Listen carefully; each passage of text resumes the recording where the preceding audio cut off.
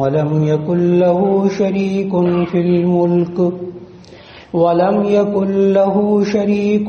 في الملك وخلق كل شيء فقدره تقديرا صدق الله العظيم۔ اللہ رب العزت نے سورہ فرقان کی ابتدائی 2 آیتوں کی تلاوت کی توفیق عطا فرمائی۔ اللہ رب العزت نے اس میں ارشاد فرمایا تبارک الذی نزل الفرقان علی عبدہ، کہ بابرکت ہے وہ ذات یعنی اللہ کی ذات نزل الفرقان علی عبدہ، جس نے اپنے بندے پر حق اور باطل میں فرق کرنے والی کتاب نازل کی، لیکون للعالمین نذیرا، تاکہ وہ تمام جہانوں کے لیے ڈرانے والے ہو جائیں۔ الذی لہ ملک السماوات والارض، وہ اللہ جس کے لیے زمین و آسمان کی بادشاہت ہے، ولم یتخذ ولدا، اور اس نے اپنے لیے کوئی لڑکا نہیں بنایا، کوئی اولاد نہیں بنائی، ولم یکن لہ شریک فی الملک، اور نہ اس کے لیے بادشاہت میں کوئی شریک ہے، وخلق کل شیء، اور اس نے ہر چیز کو پیدا کیا، فقدرہ تقدیرا، اور پھر اس کو بہترین انداز کے مطابق ایک اندازے میں اس کو پیدا کیا۔ اس صورت کے آغاز میں اللہ تعالیٰ نے ارشاد فرمایا کہ تبارک الذی نزل الفرقان علی عبدہ، بابرکت ہے وہ ذات جس نے کہ اپنے بندے پر حق اور باطل میں فرق کرنے والی کتاب نازل کی۔ الفرقان یہ کتاب اللہ کا، قرآن حکیم کا ایک نام ہے جو اس آیت میں آیا، اور اسی کی مناسبت سے اس سورت کا نام سورۃ الفرقان رکھا گیا۔ اور یہاں جو ارشاد فرمایا علی عبدہ، اپنے بندے پر، تو بالاتفاق یہاں عبد سے مراد حضرت محمد رسول اللہ صلی اللہ علیہ وسلم یعنی اللہ تعالیٰ کے آخری نبی مراد ہیں۔ اور نبی صلی اللہ علیہ وسلم کو اللہ تعالیٰ نے قرآن مجید میں کئی جگہ عبد کہا، عبد ہی اپنا بندہ۔ جہاں معراج کے واقعے کا ذکر ہے 15ویں پارے کی پہلی آیت میں، وہاں بھی اللہ تعالیٰ نے یوں ہی فرمایا سبحان الذی اسریٰ بعبدہ لیلا من المسجد الحرام الی المسجد الاقصی، پاک ہے وہ ذات جو اپنے بندے کو راتوں رات لے گئی۔ نبی صلی اللہ علیہ وسلم کے اور بھی صفاتی نام بہت سارے موجود، لیکن عبد اللہ کا بندہ، عبد کہتے ہیں کہ وہ ذات کہ جو اللہ کی بات مان کر اس کی عبادت میں، اس کی عبودیت میں کمال رکھتی ہو۔ تو نبی صلی اللہ علیہ وسلم کا یہ جو عبد کہنا، ہم جب ترجمہ کرتے ہیں اللہ کا بندہ، تو اس سے وہ بات سمجھ میں نہیں آتی کہ یہ کہا کیا گیا ہے، یہ نبی صلی اللہ علیہ وسلم کی بہترین خوبی کیسے ہو گئی اللہ کا بندہ؟ تو اس کا جواب کہ اللہ کا بندہ لیکن کامل عبودیت والا بندہ، اللہ کی ہر بات کو کامل ماننے والا بندہ۔ اور یہی نبی صلی اللہ علیہ وسلم کی خصوصیت جو اللہ تعالیٰ نے قرآن مجید میں کئی جگہ ذکر فرمائی اور یہاں بھی ذکر فرمائی کہ اللہ نے اپنے بندے پر، یعنی وہ ذات، وہ ہستی کہ جو اللہ کی ہر بات کو مان کر چلنے والی زندگی میں، کیوں نازل کی اللہ نے کتاب؟ اب آگے نازل کرنے کا مقصد لیکون للعالمین نذیرا، تاکہ وہ تمام جہانوں کے لیے ڈرانے والے ہو جائیں۔ لیکون للعالمین، عالمین کو سمجھنا بڑا ضروری ہے۔ ہم سورہ فاتحہ بھی نماز میں پڑھتے ہیں تو وہاں اس وقت یہ کہتے ہیں الحمدللہ رب العالمین، تمام تعریفیں اس اللہ کے لیے ہیں تو تمام جہانوں کا پالنے والا ہے۔ یہ عالمین کیا ہوتا ہے؟ عالمین اصل میں جمع ہے عالم کی، لام کے اوپر زبر، عالم کا معنی جاننے والا، اور عالم یہ اس کا ہم ترجمہ کرتے ہیں جہان۔ عالمین تمام جہانوں کا پالنے والا۔ اور عالم کی تعریف یہ ہے کہ عالم کہتے ہیں ما سوى اللہ، العالم ما سوى اللہ، یہ عالم کی تعریف ہے کہ عالم کس کو کہتے ہیں؟ ما سوى اللہ، اللہ کے علاوہ جو کوئی چیز ہے وہ عالم ہے۔ اسی لیے جب یہ کہا جاتا ہے نا کہ نبی کریم صلی اللہ علیہ وسلم تمام جہانوں میں سب سے زیادہ افضل ہیں، پوری کائنات میں سب سے زیادہ افضل آخری نبی حضرت محمد رسول اللہ صلی اللہ علیہ وسلم ہیں کائنات میں سے۔ جہان کا معنی کائنات بھی کرتے ہیں ہم لوگ ترجمہ فارسی میں۔ اور کبھی کبھی آپ نے یہ بھی جملہ سنا ہوگا کہ کائنات میں سب سے زیادہ علم رکھنے والا، کائنات میں سب سے زیادہ جاننے والے وہ آخری نبی حضرت محمد رسول اللہ صلی اللہ علیہ وسلم ہے۔ تو بہت سے لوگ نا بس اوقات پوچھتے ہیں، کہتے ہیں کہ یہ آپ نے کیا کہہ دیا اور یہ ہمیں کیا کہا جاتا ہے کہ پوری کائنات میں سب سے زیادہ جاننے والا اللہ ہے، سب سے زیادہ کائنات میں جاننے والا تو ہم سمجھتے ہیں کہ اللہ جاننے والا ہے سب سے، یہ آپ کیوں کہتے ہیں کہ پوری کائنات میں سب سے زیادہ جاننے والے نبی صلی اللہ علیہ وسلم ہیں؟ تو اس کا جواب یاد رکھ لیجئے گا بہت اچھی طرح کہ کائنات میں اللہ شامل نہیں ہے۔ بہت ٹھہر ٹھہر کر میں نے لفظ کہے، کائنات میں اللہ شامل نہیں ہے۔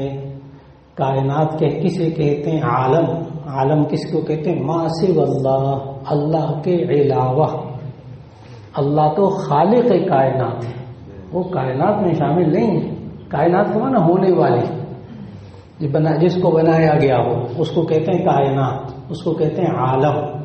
تو عالم میں، کائنات میں اللہ شامل نہیں ہے، اس لیے رب العالمین، تمام جہانوں کو پالنے والا، تو تمام جہانوں میں اللہ شامل نہیں ہے، کیونکہ عالم کس کو کہتے ہیں؟ ما سوى اللہ، اللہ کے علاوہ جو ہے وہ کائنات ہوتی، اور اللہ کے علاوہ جتنی مخلوق ہے سب سے زیادہ جاننے والے نبی صلی اللہ علیہ وسلم، اللہ کے علاوہ ساری کائنات میں سب سے زیادہ افضل آخری نبی صلی اللہ علیہ وسلم۔ یہ ہمارے ایمان کا حصہ۔ تو عالمین سمجھ میں آیا، لیکون للعالمین نذیرا، تاکہ وہ تمام جہانوں، اب لیکون میں جو ہوا ضمیر ہے نا یہ راجع ہے عبد کی طرف۔ پاک ہے وہ ذات، بڑی بابرکت ہے وہ ذات جس نے قرآن حکیم کو نازل کیا اپنے بندے حضرت محمد رسول اللہ صلی اللہ علیہ وسلم پر، لیکون للعالمین نذیرا، تاکہ وہ تمام جہانوں کے لیے ڈرانے والے ہو جائیں۔ اس لیے ہمارے عقیدے میں یہ بات شامل ہے کہ آخری نبی صلی اللہ علیہ وسلم یہ تمام جہانوں کے لیے اللہ کے نبی ہیں، پوری کائنات کے لیے اللہ کے نبی ہیں اور آخری نبی ہیں، یہ ہمارا عقیدہ۔ اب عالمین میں جمع کا صیغہ عالم کی جمع ہے، یہ کائنات میں کون کون مراد؟ اصل میں جتنے بھی انبیاء نبی صلی اللہ علیہ وسلم سے پہلے تشریف لائے وہ یا ایک قوم کے لیے نبی ہوتے تھے، یا ایک خطے کے لیے نبی ہوتے تھے، یا ایک وقت کے لیے نبی ہوتے تھے، لیکن آخری نبی صلی اللہ علیہ وسلم اب قیامت تک آنے والے تمام انسانوں اور تمام جہانوں کے نبی ہیں۔ یہ آپ صلی اللہ علیہ وسلم کی فضیلت۔ اسی طرف آپ نے قرآن مجید میں پڑھا وَمَا أَرْسَلْنَاكَ إِلَّا رَحْمَةً لِلْعَالَمِينَ، ہم نے آپ کو نہیں بھیجا مگر تمام جہانوں کے لیے رحمت بنا کر بھیجا۔ اب اس میں انسان بھی شامل، عالم انسان بھی شامل، عالم جن بھی شامل۔ نبی صلی اللہ علیہ وسلم جنات کے بھی نبی، انسانوں کے بھی نبی، اور اسی طرح جنات میں سے بھی نبی صلی اللہ علیہ وسلم پر ایمان لانے والے موجود۔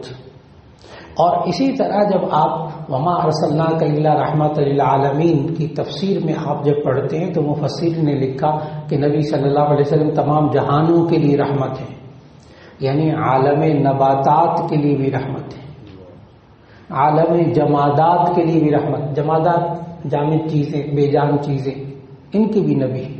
وہ مستند احادیث ذہن میں لائیے گا کہ نبی صلی اللہ علیہ وسلم کی مٹھی میں جو کنکریاں تھیں انہوں نے کلمہ پڑھا تھا، وہ ذہن میں لائیے گا احادیث.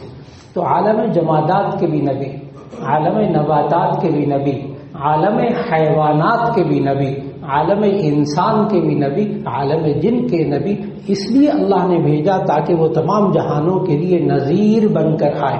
اس آیت میں صرف نذیر ہے، جبکہ آپ حضرات پڑھتے ہیں آیت وما ارسلناک الا کافۃ للناس بشیرا ونذیرا، کہ نبی صلی اللہ علیہ وسلم کو اللہ تعالیٰ نے خوشخبری دینے والا اور نذیرہ ڈرانے والا بنا کر بھیجا. یہ نذیرہ کا جو لفظ ہے نا، ڈرانے والا، بہت سے مفسرین نے یہ بات لکھی کہ لفظ ڈرانے والے سے اس کا ترجمہ مکمل نہیں ہوتا. نذیرہ کا ترجمہ جب ہم کرتے ہیں صرف ڈرانے والا تو اس سے بات مکمل نہیں ہوتی. نذیر عربی میں کہتے ہیں صرف خوف زدہ نہیں کرنے والا، خوف دلانے والا کہ نبی صلی اللہ علیہ وسلم سے ڈرا جائے یا نبی صلی اللہ علیہ وسلم ڈرانے کے لیے آئے تھے. نہ، فرماتے ہیں تمام مفسرین نے یہ بات لکھی کہ نذیر کہتے ہیں برے عمل کے برے انجام سے ڈرانے والا. یہ ہے مفہوم مکمل. نذیرہ کا معنی برے عمل کے برے انجام سے آگاہ کرنے والا، ڈرانے والا، کہ دیکھو تم اگر یہ نیک عمل کرو گے تمہیں دنیا میں یہ ملے گا، آخرت میں یہ ملے گا، اور دیکھو تم یہ برا کام کرو گے تو تمہیں دنیا میں یہ سزا ہوگی، تمہارے دنیا میں یہ حالات ہو جائیں گے اور آخرت میں تمہیں یہ سب کچھ برے حالات پیش آئیں گے. یہ ہے نذیر کا مفہوم. تو نذیر کا معنی ڈرانے والے. تو اللہ تعالیٰ نے کیوں دی یہ قرآن، کیوں نازل کیا؟ تاکہ نبی صلی اللہ علیہ وسلم تمام عالم انس عالم جن سب کو یہ بتائیں کہ دیکھو اگر تم اللہ کی بات مان کر چلو گے تو تمہارا انجام یہ ہوگا، اگر تم بات نہیں مانو گے تمہارا انجام یہ ہوگا. اب یہاں تک یہ آیت مکمل ہوئی. پھر اس کے بعد اللہ تعالیٰ نے اپنی ایک اور صفت بیان فرمائی، الذی لہ ملک السماوات والارض، وہ اللہ جس نے جو آسمان اور زمین کا بادشاہ ہے، بادشاہت اسی کے لیے ہے. ولم یتخذ ولدا، اور اس نے اپنے لیے کوئی بچہ نہیں پکڑا. لم یتخذ ولدا، جب ہم بعض ترجموں میں پڑھتے ہیں ولم یتخذ ولدا اور اس نے کسی بچے کو نہیں بنایا، تو ترجمے میں نا ایک دم آپ حضرات چونکتے ہیں کہ بچوں کو بنانے والا تو اللہ ہے، بچوں کو بنانے والا تو اللہ ہے، اس کو پیدا کرنے والا تو اللہ ہے. لیکن آپ ولم یتخذ ولدن، اس لیے مفسرین نے اس کا جب لفظی ترجمہ کیا نا کہ اللہ نے اپنے لیے کسی کو بیٹا نہیں بنایا، اللہ نے اپنے لیے کسی کو بیٹا نہیں بنایا. اللہ کا بیٹا بنانا، اللہ کی بیٹی بنانا، یہ بری بات کیوں ہے؟ دیکھیے ہم معاشرے میں اگر کسی کا بچہ نہ ہو، بس اس کی اولاد نہیں ہے، نہ اس کا بیٹا ہے نہ بیٹی ہے، تو ہم بڑے اس کو خفت کے انداز میں، ایک عیب کے انداز میں بیان کرتے ہیں.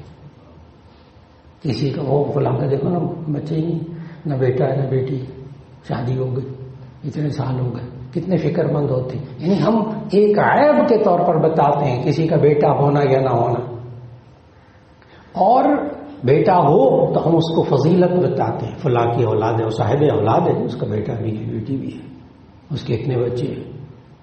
یہ اللہ کے لیے تو برا ہے، اس بات کو سمجھنا بڑا ضروری ہے. اللہ نے اپنا نہ کوئی بیٹا بنایا نہ کوئی بیٹی بنائی. اس کے لیے بخاری شریف کے اندر کتاب و تفسیر میں ایک حدیث قدسی ہے، اس کو بیان کیا جائے. حدیث قدسی یہ عام احادیث سے اس کا مرتبہ ذرا بلند ہوتا ہے.